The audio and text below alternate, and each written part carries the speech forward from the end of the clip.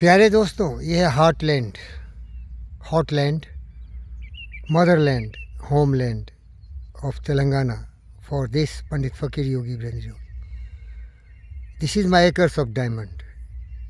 ये बिल्कुल डायमंड से भी ज़्यादा कीमती है, सोने जवाहरात से भी ज़्यादा बेशकीमती है। इस वीडियो के माध्यम से मैं ये बताना चाहता हूँ कि अगर लोगों को सचमुच का सही प्रशिक्षण नहीं मिले, ट्रेनिंग नहीं मिले, तो आदमी थोड़ा उम्मीद ज़्यादा करने लगता है, थोड़ी लोभ जैसे भी हो जाती है, या उसका जो हक है वो अब हक लेने के लिए परेशान हो जाता है। प्यारे दोस्तों, मैं बहुत दिनों तक, लगभग 26 वर्षों तक एनएमडीसी में काम किया, नेशनल मिनरल डेवलपमेंट कॉरपोरेशन, जिसका head office, corporate office Masab Tank, Mehdipatnam, Hyderabad में है, और इसका माइनिंग सेक्टर छत्तीसगढ़ में है, जिसे हम बैलाडीला माइंस बोलते हैं, और ये बेलारी, दोनीमलाई, कर्नाटक में है। ये कंपनी एनएमडीसी शुरू में जब देश आज़ाद हुआ तो सारे देश के मिनरल के खनन का ये जिम्मेदारी इसी को था, excavation, exploration, all possibilities. Nehru की देख रेख में इसे बनाया गया।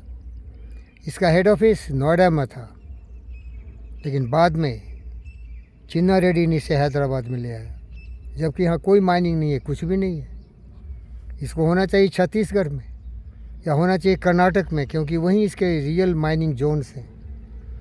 तो चलिए मैं बताता हूँ कि जब वहाँ काम कर रहा था तो मुझे भी बहुत शौक़ था कि मैं कुछ करूँ, क्योंकि मैं बहुत ही प्रतिभाशाली, बहुत ईमानदार, बहुत वफादार, बहुत ही देशभक्ति की भावना से काम करने वाला व्यक्ति था। लेकिन ये गवर्नमेंट सेक्टर ऐसा होता है कि बहुत दाव पेच खेले जाते हैं, वहाँ बहुत तरह के परमुटेशंस, कॉम्बिनेशंस होते हैं।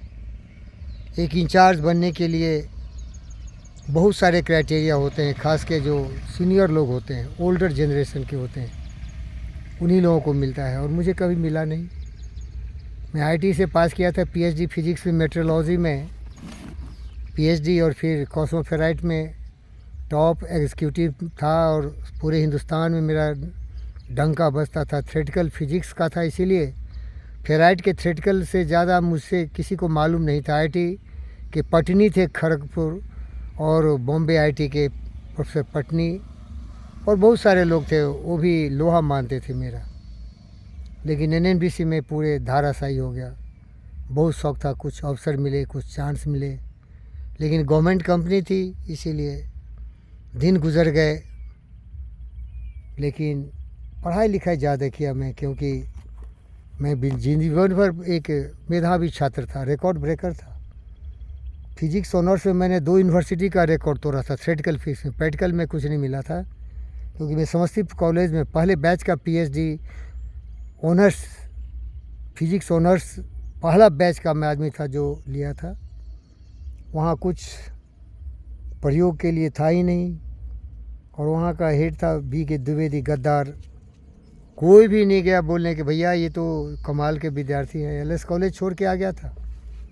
एलएस कॉलेज में, जो मुजफ्फरपुर में है, लंगर सिंह कॉलेज, वहाँ फिजिक्स ऑनर्स में मैं कर रहा था। लेकिन गरीबी, भूखमरी के कारण 55 किलोमीटर साइकिल चला के जाना, सुबह और शाम आना, तो मेरा हेल्थ ख़राब हो गया। इसीलिए समस्तीपुर कॉलेज में डोनेशन दे के गया। सुनिए, नागमणि आ गया, बिहार विश्वविद्यालय और मिथिला विश्वविद्यालय का वाइस चांसलर बन के छोरी बंद कर दिया, अकेला पास हुआ। तो बैकग्राउंड यही है कि मैं बहुत ही कमाल का मेधावी छात्र रहा। अवसर नहीं मिलता था भाई, कोशिश करता था कुछ काम करने को मिले, कुछ अच्छा करने को मिले, नहीं मिला। लेकिन आज मैं इस स्थिति में हूँ, बुद्ध हूँ, सेवा करने को तैयार हूँ, देश के लिए बलिदान होने को तैयार हूँ। लेकिन अगर किसी माय का लाल है, दम है, तो करवा ले, मैं तो तैयार हूँ। तुम कब तैयार होगा? लोभी, लालची, चोर, बदमाश, शैतान, तरह तरह के तुमने पैगंबर, तरह तरह के तुम्हें कंडीशंस रखा है उस पोस्ट पर फिट होने के लिए। मैं तो तैयार हूँ। आज कुछ नहीं चाहिए मुझे, मैंने सीखा बुद्ध से, बना बुद्ध। I want nothing.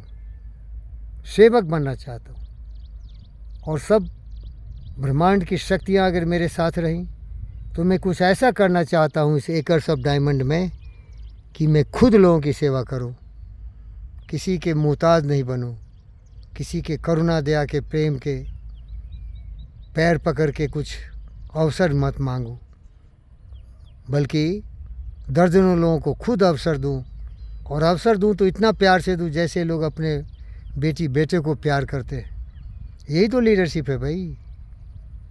आप जितने महान पद पर हैं तो आपकी गौरव गाथा इसी में है कि जो लोग भी आपके काम कर सकते हैं करते हैं, उन्हीं के चलते आपकी कंपनी चलती है। वो नहीं है तो आप नहीं है। इसीलिए प्यारे दोस्तों, सारांश यही, डिटैच हो।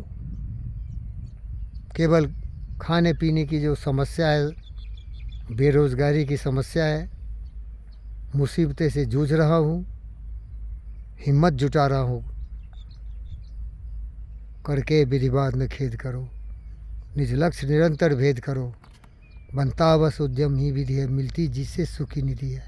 समझो घृणित निष्क्रिय जीवन को, न रोज निराश करो मन को, देख कर बाधा विविध बहु विघ्न घबराते नहीं, रह भरोसे भाग्य दुख भोग पछताते नहीं, काम कितना हो कठिन किंतु उबताते नहीं, भीड़ में चंचल बने जो वीर दिखलाते नहीं, सच है विपत्ति जब आती है कायर को ही दहलाती है, सूरमा विचलित नहीं होते क्षण एक नहीं धीरज खोते, विघ्नों को गड़े लगाते हैं कांटों में राह बनाते हैं, गुण भरे एक से प्रखर है छिपे मानवों के भीतर, मेहंदी में जैसी लाली हो बर्थ का बीज उजियाली हो, बत्ती जो नहीं जलाता है रोशनी नहीं हो पाता है कौन विघ्न ऐसा जग में टक सके मानवों के मग में, है कौन विघ्न ऐसा जग में टिक सके मानवों के मग में, खम ठोंक ठेलता है जब नर पर्वत के जाते पाँव कर, मानव जब जोर लगाता है पत्थर पानी बन जाता है। प्यारे दोस्तों, तो आप ही निराश मत होइए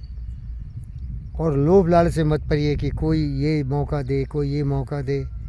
ये खुदगर्ज इंसान में कोई किसी को मौका देने वाला नहीं है। अपने मौका की तलाश में कुत्ते की तरह आपस में लड़ रहा है, भमोर रहा है एक दूसरे को। आपको किसकी फिक्र है? स्वार्थी अपने बेटे बेटी के बारे में सोचेगा जो बड़े बड़े पोस्ट पर हैं, डायरेक्टर हो, चेयरमैन हो, जो बड़े बड़े मिनिस्टर लोग हो। आपके जैसे गरीब लोगों को कौन पूछेगा? भाई जो मदद करते हैं अपनी इस जगत में आप ही, भूल कर भी मुंह दूसरों का कभी तकते नहीं, भूल करके ये तरह के लोग नाकाम होते नहीं। मेहनत करिए, मजदूरी करिए, सोचिए, दिमाग पर जोर दीजिए, कुछ तो कर सकते ना। सब राजकुमार बन के पैदा नहीं लेता ना भाई, silver spoon in their mouth. भले काबिलियत हो या नहीं हो, दिन रात लोगों को गाली देता रहता है, नरेंद्र सरेंद्र क्या क्या बोलता रहता है बेवकूफ़। सुधरिए, निराश मत होइए, ज़िंदगी जीना पड़ेगा। ये ज़िंदगी ये जहर है तो पीना पड़ेगा। आए हैं तो सफ़र पूरा करना पड़ेगा। धन्यवाद।